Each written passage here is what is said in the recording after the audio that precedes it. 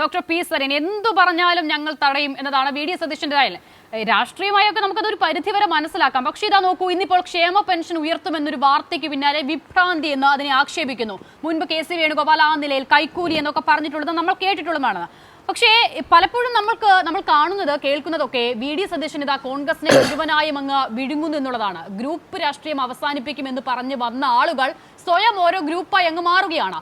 അങ്ങനെ കരുതുന്ന ഘട്ടത്തിലാണ് ഇന്നിപ്പോൾ ഇതാ കോൺഗ്രസിന്റെ ഇന്നർ പൊളിറ്റിക്സുമായി ബന്ധപ്പെട്ട് ചില വാർത്തകൾ വരുന്നത്. പാർലമെന്ററി പാർട്ടി യോഗത്തിൽ വി ഡി സതീശനെതിരെ ഉയർന്നത് അതിരൂക്ഷ വിമർശനങ്ങളാണ് അത്രേ.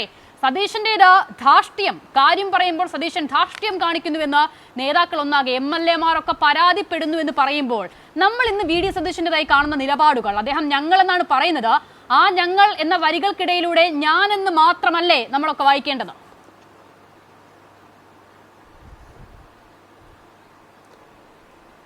അസിത, സാങ്കേതിക പ്രശ്നങ്ങൾ കാരണം ചർച്ചയുടെ തുടക്കത്തിൽ ഉണ്ടാവാൻ സാധിച്ചില്ല, ക്ഷമിക്കണം. ഞാനിപ്പോൾ അവസാനം കേട്ട ഭാഗത്തിൽ നിന്നും എനിക്ക് മനസ്സിലാകുന്നത് കോൺഗ്രസ് രാഷ്ട്രീയം നേരിടുന്ന കേരളത്തിലെ പ്രതിസന്ധി, ആ പ്രതിസന്ധി ഒരുപക്ഷെ മറികടക്കുന്നതിന് വേണ്ടിയായിരിക്കാം ഭരണപക്ഷവുമായി ബന്ധപ്പെട്ടും ഭരണത്തിലിരിക്കുന്ന സർക്കാരുമായി ബന്ധപ്പെട്ടുമൊക്കെ സർക്കാരിൻ്റെ ഉത്തരവാദിത്തങ്ങൾ നിറവേറ്റുന്നതിനെ തെറ്റായ രീതിയിൽ വ്യാഖ്യാനിക്കുന്നതിൻ്റെ ശ്രമങ്ങളൊക്കെ പ്രതിപക്ഷ നേതാവ് തുടങ്ങി വെച്ചിരിക്കുന്നത്, അല്ലെങ്കിൽ തുടർന്നുകൊണ്ടേയിരിക്കുന്നത്.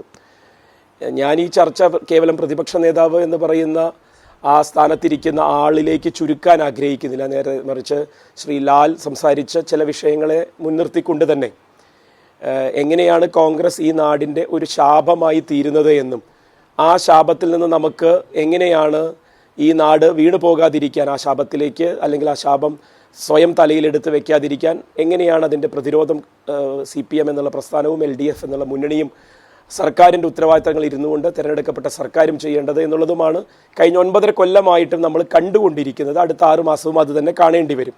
ഒരുപക്ഷെ പ്രതിപക്ഷ നേതാവ് നടക്കില്ല എന്ന് പറയുന്നതോ അല്ലെങ്കിൽ അതിനെ വേറെ രീതിയിൽ ചിത്രീകരിക്കുന്നതൊക്കെ പോസിറ്റീവായി കണ്ടാൽ മതി. കാരണം അദ്ദേഹം നടക്കില്ല എന്ന് പറഞ്ഞതൊക്കെ നല്ല രീതിയിൽ നമുക്ക് തുടങ്ങി വയ്ക്കാൻ സാധിച്ചിട്ടുണ്ട്. അപ്പോൾ അതൊരു നമ്മളീ പറയില്ലേ, ഈ ശകുനം മുടക്കികളായിട്ടുള്ള ആളുകളുമുണ്ട്, നല്ല ശകുനമുണ്ട്. അപ്പോൾ പ്രതിപക്ഷ നേതാവിൻ്റെ വായിൽ നിന്ന് വീഴുന്ന ഇത്തരം വാക്കുകളെ നമ്മുടെ ഗുഡ് സർട്ടിഫിക്കറ്റായി കണ്ടാൽ മതി. തുരങ്കപാത ഞങ്ങൾ ജീവനുണ്ടെങ്കിൽ സമ്മതിക്കില്ല എന്ന് പറഞ്ഞു. സംസ്ഥാന പാത, അതായത് സംസ്ഥാനത്തുള്ള ദേശീയപാതയുടെ വികസനത്തെ ഞങ്ങൾ അനുവദിക്കില്ല എന്നവർ പറഞ്ഞു.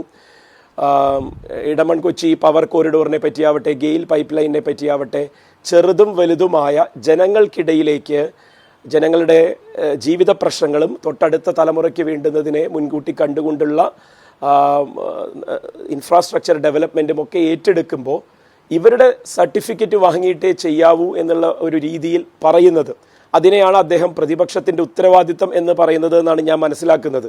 അതായത് സർക്കാർ പറയുന്നതിനെ മുടക്കുക അല്ലെങ്കിൽ എതിര് പറയുക എന്നുള്ളതാണ് പ്രതിപക്ഷത്തിൻ്റെ ധർമ്മം എന്ന് വിശ്വസിക്കുന്ന ഒരു കൂട്ടരായി കോൺഗ്രസും UDF വീണുപോയിരിക്കുകയാണ്.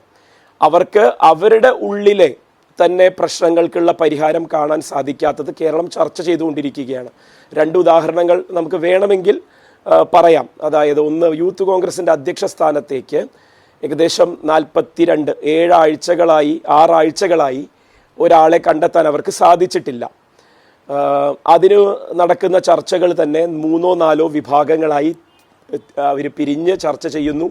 എന്നിട്ട് സമ്മർദ്ദത്തിന് വേണ്ടി സോഷ്യൽ മീഡിയയെ ഉപയോഗപ്പെടുത്തണം, വാർത്ത മാധ്യമങ്ങൾക്ക് ലീക്കാക്കി കൊടുക്കണം എന്നുള്ളത് ലീക്കായി മാധ്യമങ്ങൾക്ക് കിട്ടുന്നു.